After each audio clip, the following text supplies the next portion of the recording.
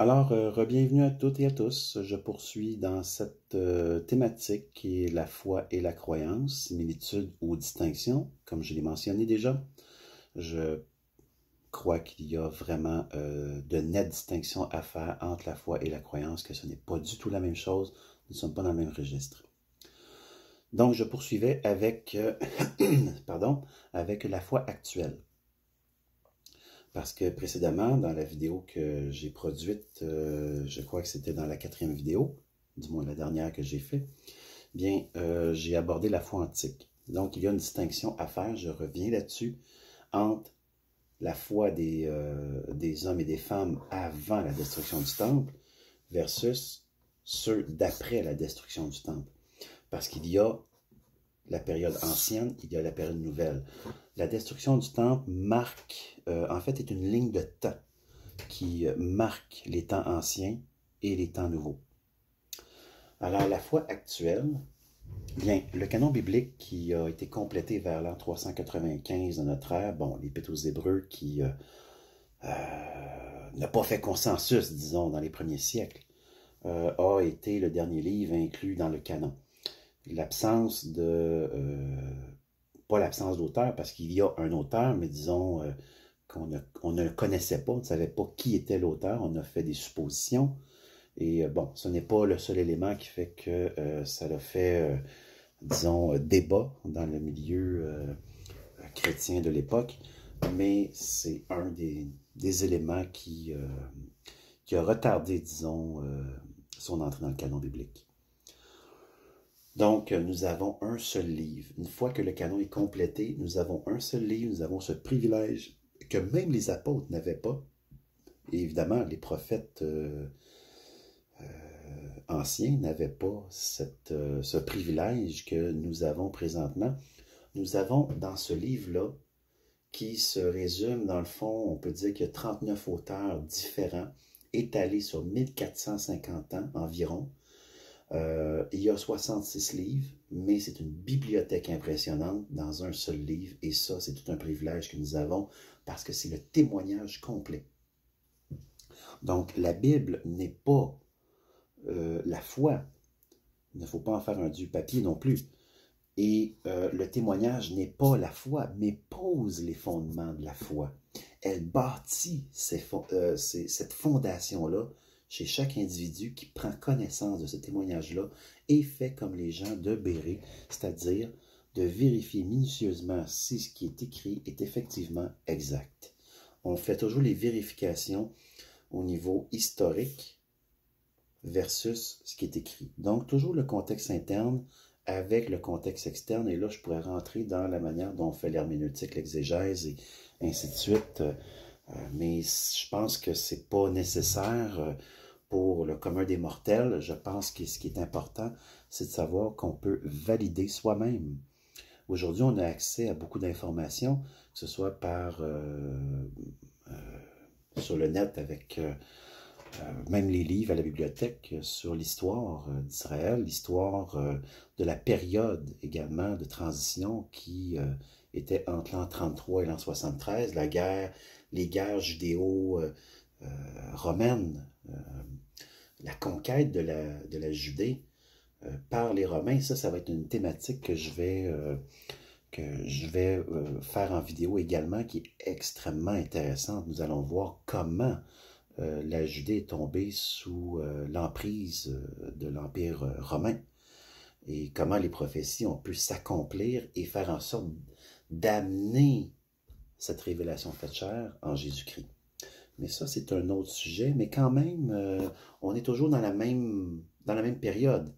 Alors, nous avons tout un témoignage incroyable, mais encore une fois, ce n'est pas la foi, ça pose les fondements de la foi. Alors, si on veut prendre le verset 1 d'Hébreux 11 et qu'on veut l'actualiser pour la foi de nos contemporains, ou même à partir de la destruction du temple jusqu'à aujourd'hui, même ultérieurement, bien, on peut actualiser le verset d'Hébreux 11 plutôt que de se cristalliser dans une époque qui ne nous appartient pas.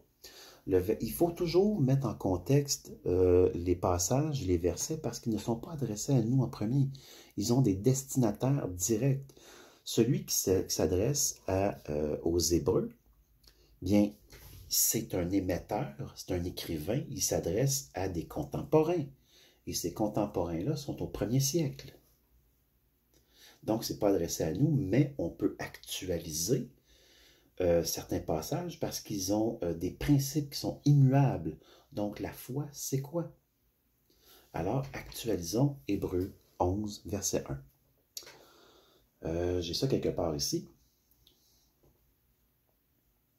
Or, la foi est une ferme assurance des choses qui se sont produites, une démonstration de celles qu'on nous a rapportées par le témoignage des témoins directs. Ça, c'est mon actualisation d'Hébreux 11, verset 1. Parce que dans l'original, et là je vous dis ça à peu près, je paraphrase. Or, la foi est une ferme assurance des choses qu'on espère, des choses qu'on ne voit pas, mais qu'on sait qu'elles vont arriver. Parce que Dieu a promis. Et Dieu a décidé que ça se produirait. Pourquoi? Parce qu'il a déjà promis. La promesse était faite pour Israël, donc ils étaient proches dans le temps. Il faut toujours réaliser qu'il y a une proximité temporelle. Eux, ils étaient plus proches des prophéties que nous. Nous n'avons pas à regarder un passé aussi lointain.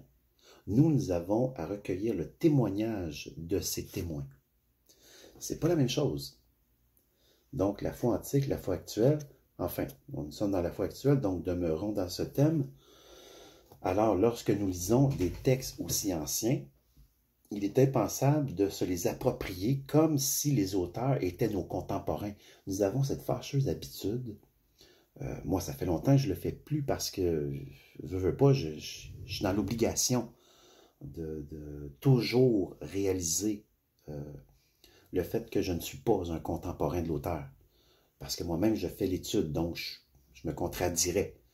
Mais longtemps, moi, d'autres personnes, et je le dis simplement pour qu'on réalise chacun qu'on a tendance à prendre les Écritures, et des fois, je pose des questions sur Facebook, et je demande, OK, vous croyez au retour de Jésus-Christ, mais pourquoi? Et là, la personne me renvoie une lecture. Ah, lis dans Jacques 3 quelque chose. Lis dans 1 Pierre telle affaire. Lis dans 1 Thessaloniciens 4, tu vas tout comprendre. Non, je ne comprendrai pas tout. C'est impossible qu'on puisse comprendre ce que l'auteur veut vraiment dire si on se les approprie pour nous, alors que nous ne sommes pas les destinataires. Nous ne sommes pas dans la même période de temps. Il y a quand même un 1950 ans d'espace-temps entre les destinataires directs, c'est-à-dire les contemporains de l'auteur, versus moi, en 2020, qui reçoit ce témoignage-là.